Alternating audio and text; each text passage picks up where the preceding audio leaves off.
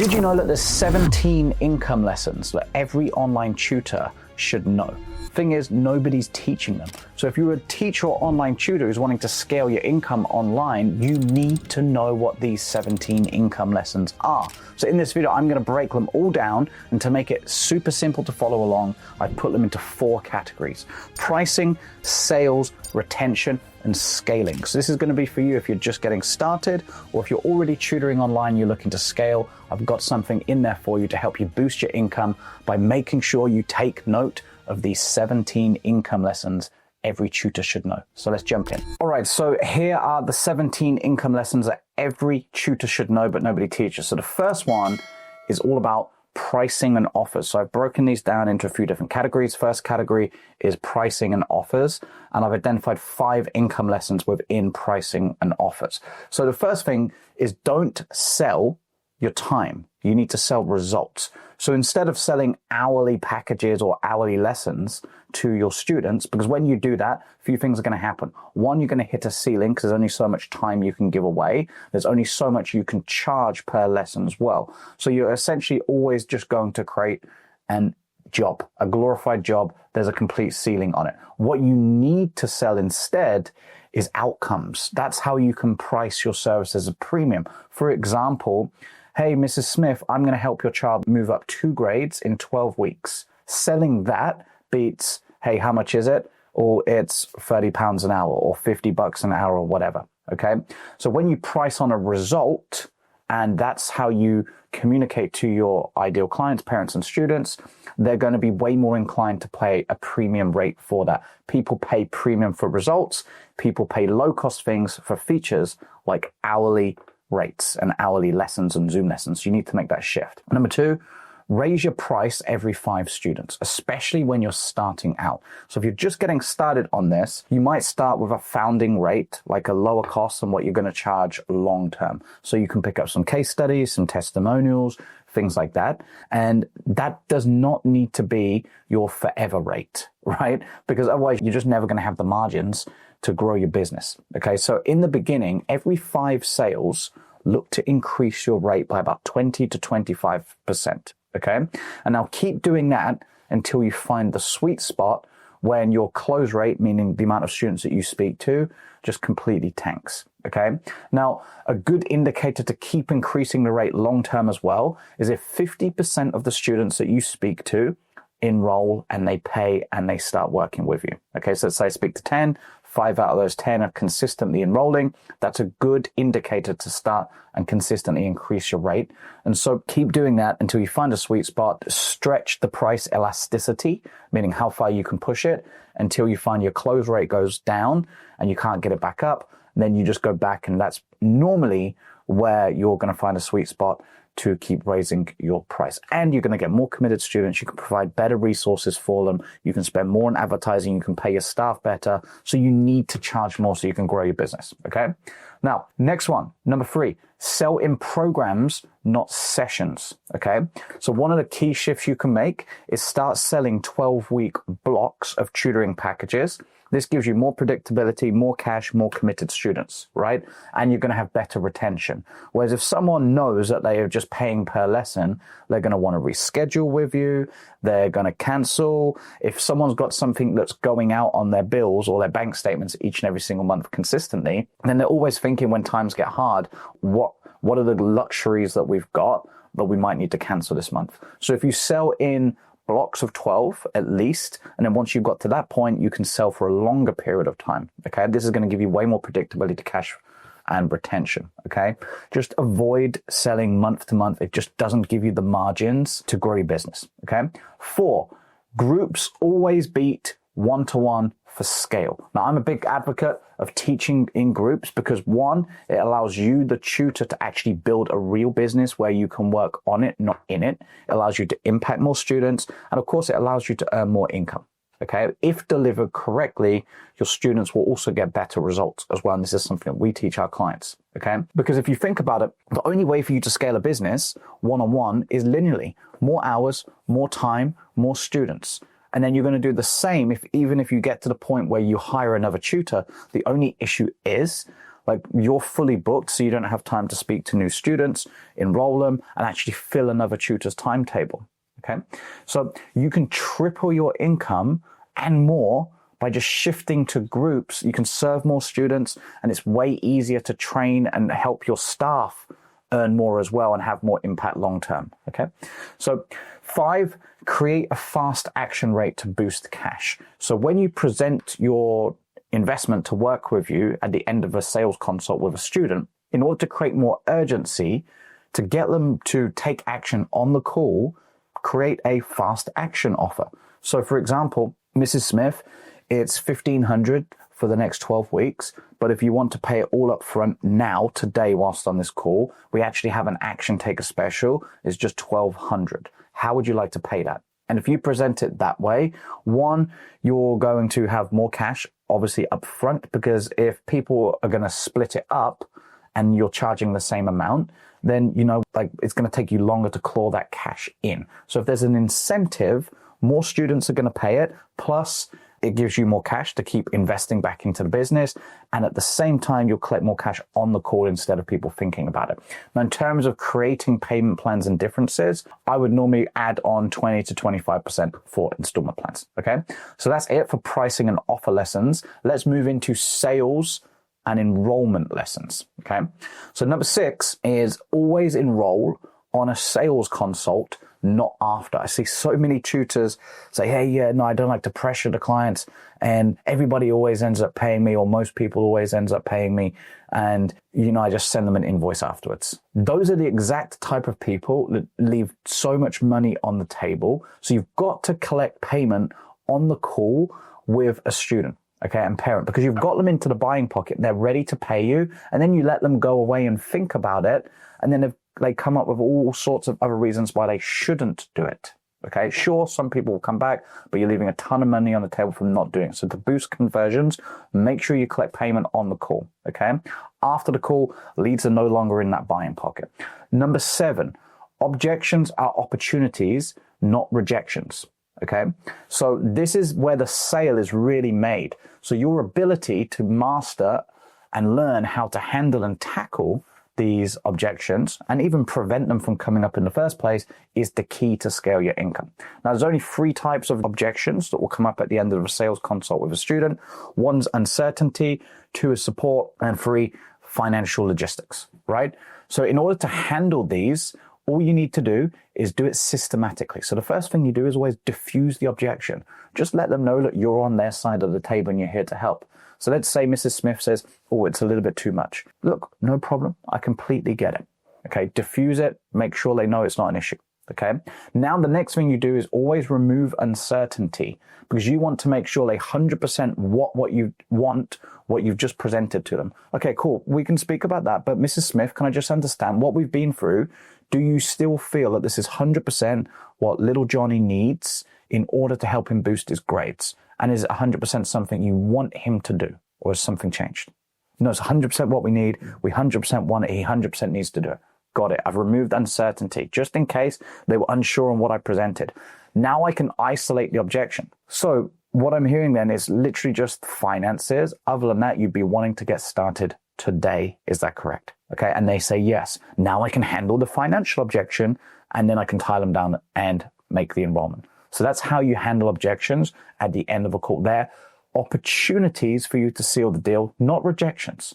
Okay. Number 8, price confidently and anchor to benefits. So what I mean by this is getting to the end of the sales consult with a student, instead of just saying it's $500 or it's $1,000 to get started. How do you want to pay? If you do that, you're just isolating price on its own. And what the parent and the student is thinking is, that sounds like $1,000 or $500 out of my bank account. That's what it sounds like. And they're going to come up with more objections.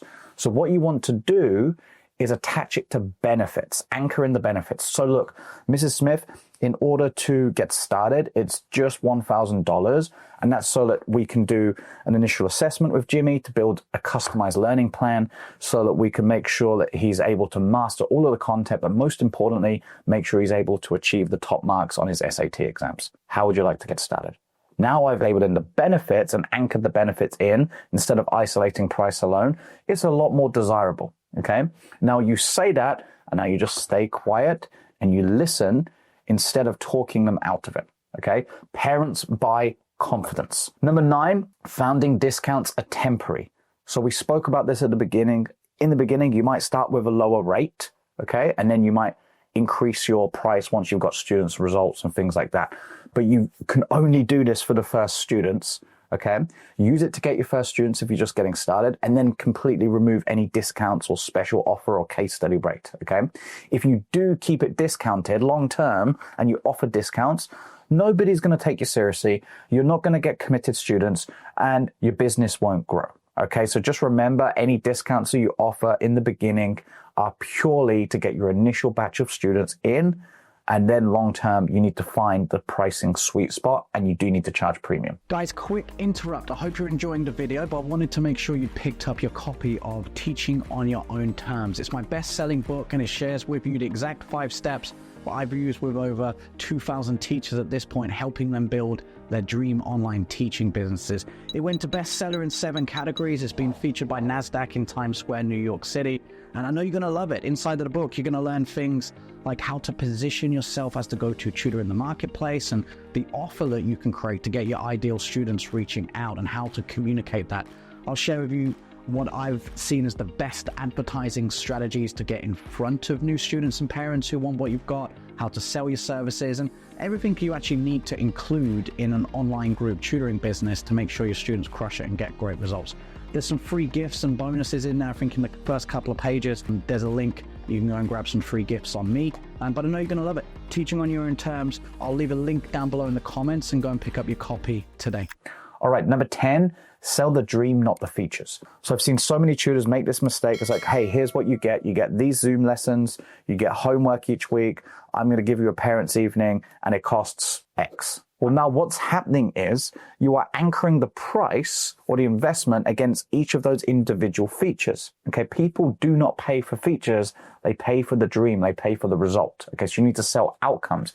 Here's what we're going to do first. We're going to build Jimmy's unique learning roadmap. We're going to help him master all the content, make sure he knows how to revise for his exams effectively and have amazing exam technique with speed. And we're going to help him boost his SAT score by however many points. This is how much it costs. This is the investment to get started. Okay. That way, they're going to be more likely to say yes. Whereas if you just sell features, if I was a personal trainer, I said, hey, you're going to get a diet plan and we're going to train 3 times a week and it costs this much money. People are going to take that price tag or that investment fee and attach it to each of the features and ask themselves, is it really worth like a few Zoom lessons a week? So you've got to sell the dream. Okay. Now let's move on to retention and lifetime value lessons. Okay. This is really for you if you're looking to scale, you're looking to grow, you've already got students. So retention makes you rich. So keeping students is more profitable, of course, than finding new ones, simply because you don't have to pay to upsell or renew a student that you've already got. Right? Whereas to get a new student, generally, you're going to be investing into advertising, things like that. You've got to pay to acquire new students. Okay. So this is why, one, you'd always do 12-week minimum commitments when students get started. And then not only does that give you long-term income security, but it gives you lots of points in the student journey to offer them something new. And you don't need to wait to offer something new. So you always want to have something extra for them to buy. Don't wait till the end of the term. Offer them something different. It could be VIP support. It could be extra one-on-one lessons with one of your tutors if you're looking to scale, or a feedback session or a workshop, something like that. There's always an opportunity to renew students. You don't need to wait till the end of their term. Number 12, onboarding prevents churn, especially when you're running existing groups of students online. You need to make sure you've got essentially a ramp for new students to come in and immediately know exactly how everything works in the lesson so they can embed into their new class. Okay. So first impression, of course, is everything. And so there's this thing called buyer's remorse, right? So imagine if you enroll a student and you're charging a premium rate and they just get thrown into your group lessons. If you're running groups, they're like a deer in the headlights. Right, so you need to know what's going on. So each week, simply run an onboarding call that lays down expectations, helps the students see exactly how to create early wins and take action in the lessons so they feel super comfortable when they join in with the other students. You've created a ramp for them to get in fast, and that way you're going to retain more students as well. And it sets amazing first impressions too. Number 13, over-deliver outside of the lesson. Okay, so we want to retain more students and earn more income that way. Don't just deliver Zoom classes and expect students to want to stay.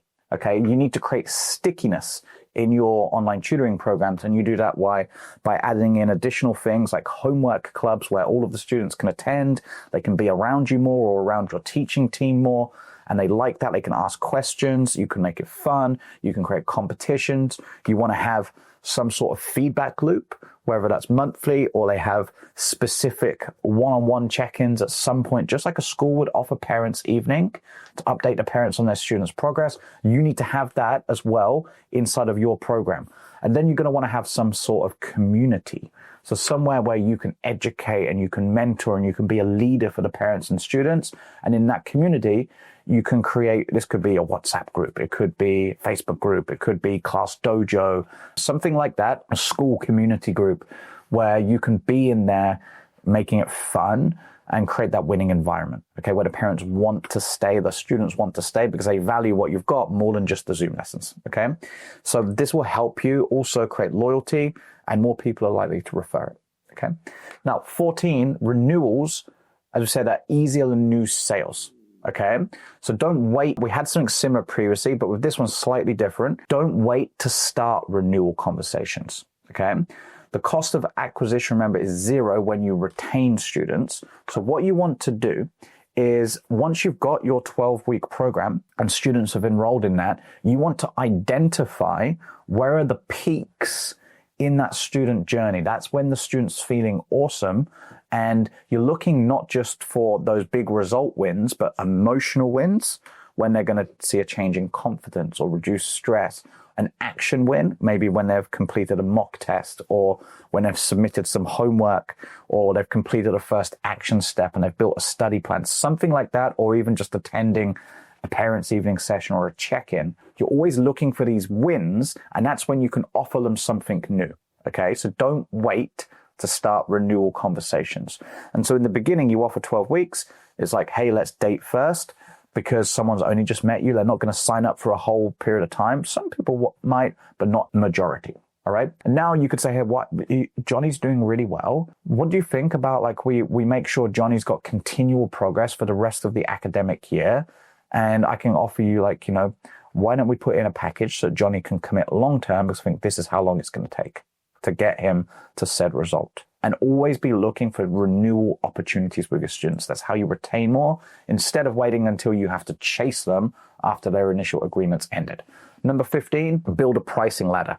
So you want to have perhaps an entry-level program, which could be your, and this could even be used as a downsell, by the way, and I'll cover that. So core offer, which is your 12-week program, a premium mastermind. So when they come in, you can create a subgroup, and this creates desire for the students to want to get into that premium mastermind or that premium VIP group that perhaps only you teach and your teachers that you would hire tutor the main core offer that you've got. Okay. And they have to be invited into this VIP mastermind or this VIP teaching group. And so again, like I said, it creates aspirations to get to that point. So you're going to create renewal because people want to keep going. I mean, retention, so people are going to want to keep pushing to get there. And then you can charge more for that. It can pretty much just be the same thing. It could just be closer access to you, and your teaching team does the teaching inside of your main group. Okay. So create a VIP group for your premium offer. It can just be an extension as well, past the initial 12 weeks for a year. And then what you can do also, once you've got this dialed in first, that's when I would put together an entry-level program for people who aren't able to afford or aren't able or aren't in the position yet to jump into your core 12-week program where there's more support. The entry program can literally just be a self-paced course where perhaps they get one group lesson a week and there's no limit to the class size. Okay. So just think about, not all students should pay the same. Okay. Create different tiers because people are always wanting to pay more for closer support. Some people can't afford your premium offers. You want to create something for them to build value first. If they value something, they'll want to pay more. And then that's where you can have your core offer. That's where you're going to create the majority of your income. And then, of course, have a renewal or an upgrade offer with your premium mastermind or VIP group. Okay. 16, obviously leverage testimonials to boost sales. Okay. People pay premium when they know that it works, right? So you need to create undeniable truth that what you do helps your students, okay? So even just one great case study, a video testimony that you've recorded with a parent or student, that's going to have a huge impact on you being able to even double or even triple your rate, okay? Now, I always say to our clients, just get 5 solid student testimonials on a video. I'm not talking about like reviews on your Facebook page or Google reviews, a solid interview, because that is real. Okay. And you can ask the parent the questions, the student questions on how their experience was. And that sells your tutoring offer for you because it just creates undeniable truth. So aim to collect 5 of them and then use these in your marketing to help educate and provide value, build trust with new people. And you'll do a lot of the selling up front. It becomes way easier. And that's also the key to you eventually not needing to take your own sales consults. So you can get somebody else to do it for you because you've put everything in place to make the sale easy. Okay. Now, 17, final lesson, delegate delivery. Okay. And keep strategy. What I mean by that is you need to get into a position as quick as you can where you've delegated the delivery of your teaching, meaning you're not the one doing all the teaching hours. Because if you don't do that and you end up teaching everything, eventually you're going to get to a point where you've got no time to speak to potential new students. That's where the income is made, right? When you're on a new call with a potential student and you need to leverage your time so you're spending the majority of what you do performing revenue generating actions. So you need to keep the sales process for as long as you can before you delegate that. Okay. So hire tutors once pricing allows. You need to obviously charge premium in order to do that. Then let them teach the lessons and you focus on bringing in more students and helping your tutors, of course, get the students amazing results so they can boost retention. You focus on growth instead of getting booked solid. So there you've got it. There's the 17 income lessons that every tutor needs to know if you want to scale your business online. Now, if you want to get more guidance and help, the best thing that I would recommend to get started is grab a copy of my best-selling book, Teaching on Your Own Terms. If you haven't picked up a copy yet, I'll leave a link down below. It walks you through A to Z how to build the online tutoring business of your dreams. Positioning, marketing, sales, delivery, retention, everything you need to know. And there's a free course inside of the book as well. So use the link down below, go and grab a copy and then click subscribe and I'll see you in the next video.